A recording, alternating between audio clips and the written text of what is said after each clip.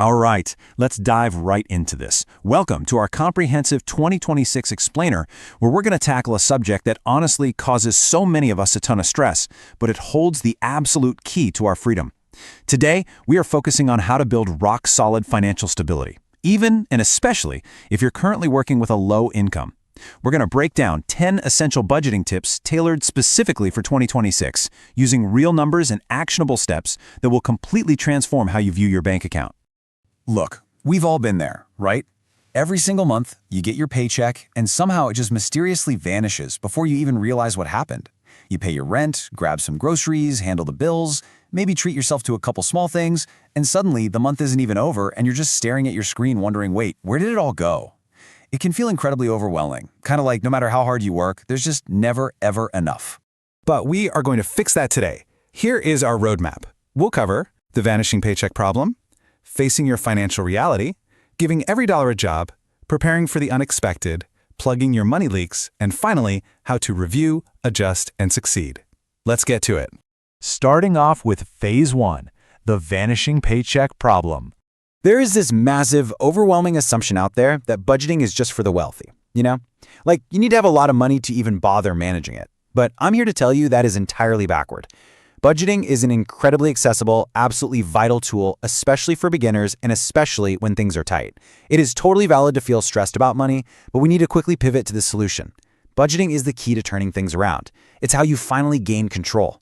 Literally, no matter how little you earn right now, a budget helps you make the absolute most of it. It's about making your money work for you, rather than feeling like it's constantly working against you. Moving right along to Phase 2, face your financial reality. A successful plan simply cannot be based on wishful thinking. It absolutely must be based on facts. You can't just rely on guesses and estimates. You need actual tracked expenses. So I challenge you to track every single expense for the next few weeks. And I mean it. Write down everything. That morning coffee on your commute, or, the extra snack you grabbed because you were hungry at the store. These little micro-narratives of our daily lives reveal exactly where we're overspending. We tend to drastically underestimate what we spend on groceries, entertainment, and eating out. You have to use real numbers here. Which brings perfectly into focus this really famous quote. A budget is telling your money where to go instead of wondering where it went. Once you have all your spending actually tracked, using those real numbers, you can review it honestly. Knowing exactly where your money is going is what allows you to make informed choices. Are there areas to cut back? Can you reduce a certain expense? This knowledge is exactly what empowers you to make small but incredibly impactful changes. But listen, to know where to direct that money, you need destinations, you need financial goals.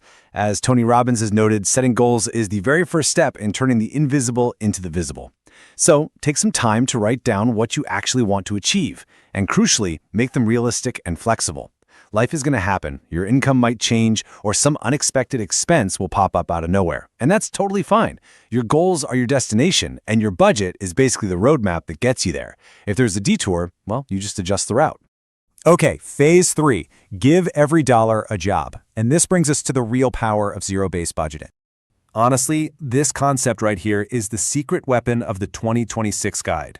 I want you to visualize your money as a workforce. You take your total income and you subtract your fixed expenses like rent and bills. Then you subtract your debt payments and your savings goals. Your remaining balance shouldn't just be whatever happens to be left over. It needs to be exactly zero. Every single dollar gets a job, all the way down to zero. If you have cash left over at the bottom of this equation, you immediately assign it to an emergency fund, a retirement boost, or even just a specific fund category. Because if you don't give it a name, for sure it will disappear without a trace. To really anchor this mindset shift, think about Warren Buffett's wisdom. Do not save what is left after spending, but spend what is left after saving. This right here is the core of zero-based budgeting. We are shifting entirely away from mindless, reactionary spending and moving straight toward prioritized saving. You are deciding where the dollars go before you ever even swipe your card. Now, to do this effectively, you have got to be brutally honest with yourself about needs versus wants. Needs are essential for living, right? Your rent, your basic groceries, utility bills. Wants are the things that make life enjoyable but aren't strictly necessary. Eating out, upgrading to the newest gadget, or that fancy daily coffee. It can be super tough to look at your tracking and admit what's really just a want, but you have to ask yourself, is there a cheaper alternative that would still make me happy? Could this money go toward paying down my debt instead? Doing this is exactly how you avoid accumulating unnecessary debt in the first place. Moving into Phase 4, prepare for the unexpected. Time to build that safety net. The reality is emergencies are going to happen. We just don't know when. So the absolute most crucial thing you can do is build a safety net. This is all about moving from reactive panic to proactive planning. Start by putting a small amount into a completely separate savings account each pay period. You really don't need to save a massive amount all at once. Set an achievable goal, like setting aside your first $500, euros, or whatever your comparable local amount is, and just work toward it. Having this buffer is what prevents a sudden car problem or a medical issue from turning into a full-blown financial crisis. Like the speaker Zig Ziglar pointed out, success occurs when opportunity meets preparation. And as Benjamin Franklin famously said, by failing to prepare, you are preparing to fail. Setting aside just a little each month for irregular but expected expenses means that when a tire blows out, it's just a temporary inconvenience, rather than a total disaster that derails your entire budget. And a huge part of that preparation is fundamentally changing your relationship with debt. You've got to stop using credit cards and start prioritizing high-interest debt repayment. If you've built a solid budget, you should be able to eliminate your reliance on credit entirely. Focus your budget on paying off those high-interest debts first because they are literally actively stealing money from your future. Mark Cuban's advice drives this home perfectly. Pay off your debt first. Freedom from debt is worth more than any amount you can earn. Reducing your debt isn't just about saving on the interest. It's about freeing up your own income. Every single dollar that does not go toward a bank's interest charge is a dollar that stays in your pocket to build a future you can actually be proud of. All right, Phase 5, plug your money leaks. Let's patch up those holes where cash is slipping away. Take a look at these 3 everyday steps. Steps 1 and 2 are all about electricity because energy costs add up incredibly fast. Check if your electric company offers a time-of-use plan. Simply shifting when you use heavy appliances, like, running your clothes dryer or dishwasher during off-peak hours, can save you quite a bit of cash. Turn off lights, unplug electronics. And step 3, try do-it-yourself before paying a professional. Now, obviously, leave the highly dangerous tasks to the pros, but everyday repairs, you can totally handle them.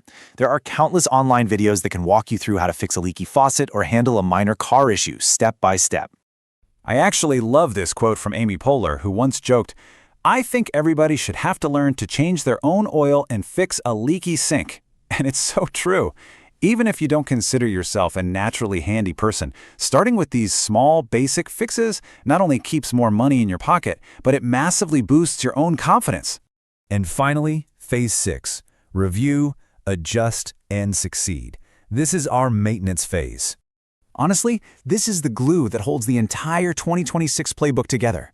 Because a budget is not something you just write down once and forget about. A budget is a living, breathing plan. It has to evolve with your life.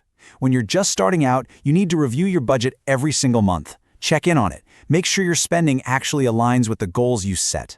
After a few months, once you really have the hang of it, you can shift to reviewing it every 3 months. You just have to adjust regularly to account for income changes or fluctuations like an unexpected increase in your rent or your insurance costs. Because if you don't maintain the map, you'll eventually get lost. And that brings us back to a foundational truth of this entire process. You must remain the boss of your money. By actively reviewing and adjusting, you stay right there in the driver's seat, rather than acting as a passive passenger to your own expenses. This active management is the overarching path to true financial freedom. So I want to leave you with this final thought as we wrap up this explainer. You have the tools now.